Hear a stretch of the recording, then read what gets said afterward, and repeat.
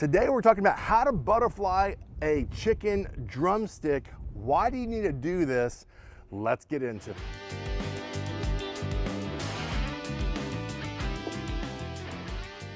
All right, so let's get into this. Why would we butterfly some drumsticks? And let me know in the comments, are you a drumstick person or are you a team flat? I like both, but let me know what you think. So I don't know, a few years ago, you see this, sometimes you see this in barbecue competitions, maybe you just see it socially online. I got exposed to this idea and I was like, man, love this.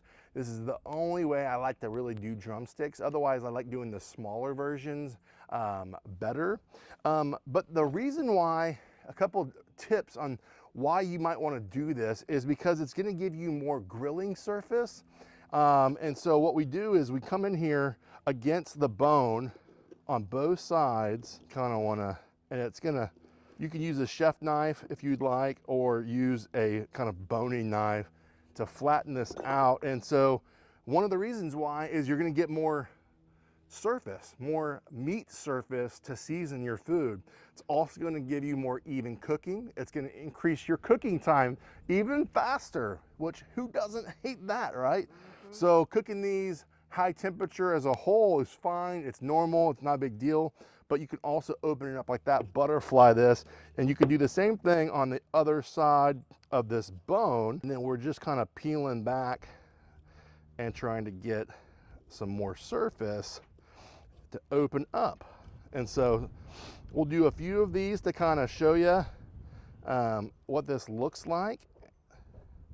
You can remove the skin if you'd like, but you kind of get two different sides here. And you butterflied the chicken drumstick just like that.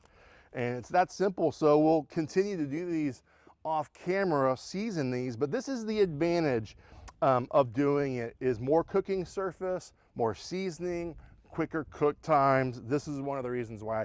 Plus it's fun to do. Season it, then we're gonna sauce it at the end, throw it on the grill, direct grilling. It's super fun. Now you might go, Scott, can I keep the skin on? You can also take it off. I usually just leave it on. I really don't mind it. But some people like to take it off. But again, you just find the bone where the good chunk of meat is, and you can do either side.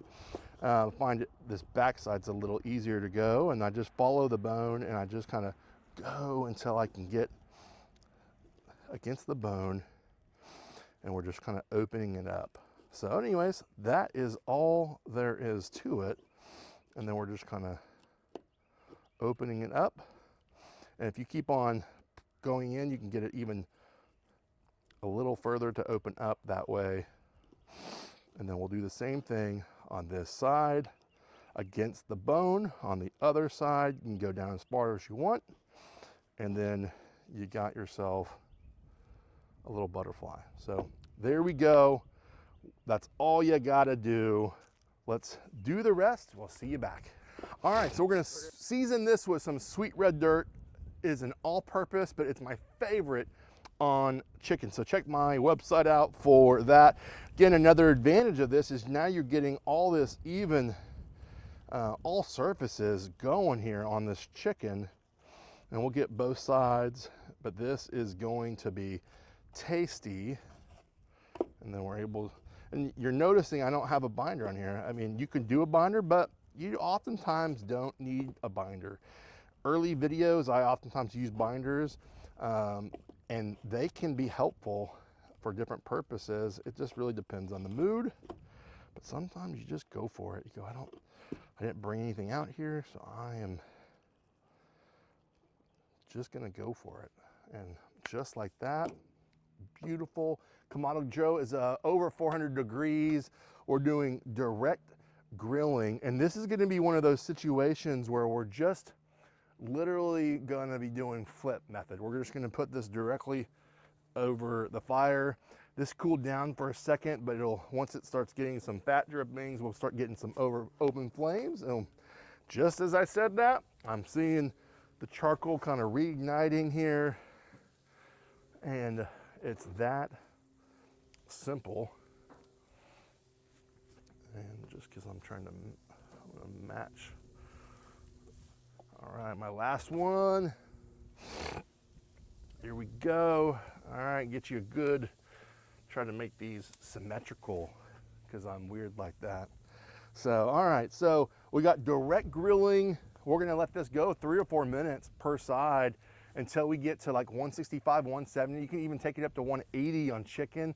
And that's really the secret to crispy chicken is higher temperatures. I was doing a meat class the other day on steak, and someone asked me how do I get, the topic turned to chicken. It's like, I'm having trouble getting crispy chicken. It feels rubbery. It's like, man, the biggest mistake people make is not doing high temperatures. So over 400 degrees is my personal go-to and preference to get crispy chicken, but yet still tender on the inside. So we're just gonna let this ride for a few minutes, hit our 3 or 4 minute mark. We'll flip it, see where we are on temp, and then we'll, if we want to, we can do a little baby sauce, a little bit more caramelization at the end, and do a little taste test.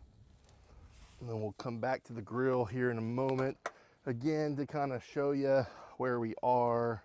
And I'm also curious because I'm not sure where we are in time.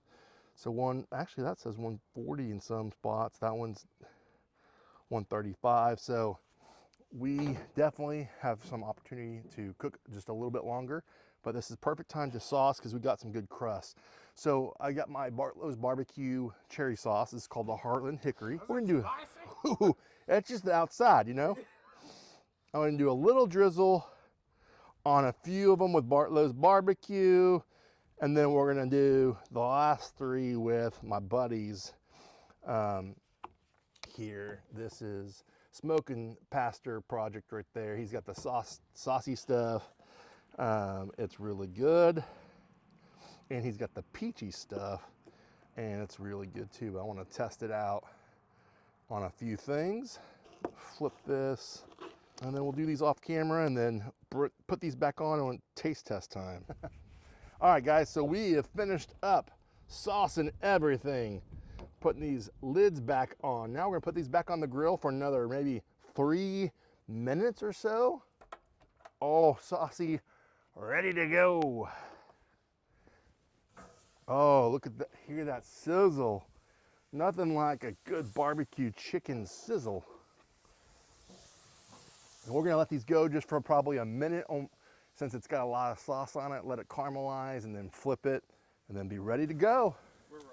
All right, so we're just checking the temps here. We're over 100 degrees on one. We're gonna, oh, look at that. Get some good grill marks there. So, starting to see some good caramelization and don't hate that. So we'll flip 12 and 1. I mean, we'll be 120 in other parts. All right, and then here, once we get to like that 130 or so, just to kind of give it some extra flavor.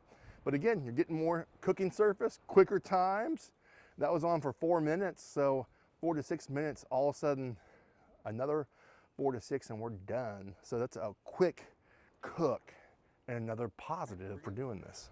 All right, we got our drumsticks, butterflied, smoked, grilled, and sauced, ready to go with all the different flavor profiles. Caleb, you ready for a taste test? We got our gloves, So ready. napkins. I don't even know which one's what because it's not really a competition. Yeah. So I'm gonna grab one. I'm gonna grab one. See on the camera. Chicken cheers. Cheers. You can see both sides. Saucy, saucy. Mmm. Mmm. Talk to you guys.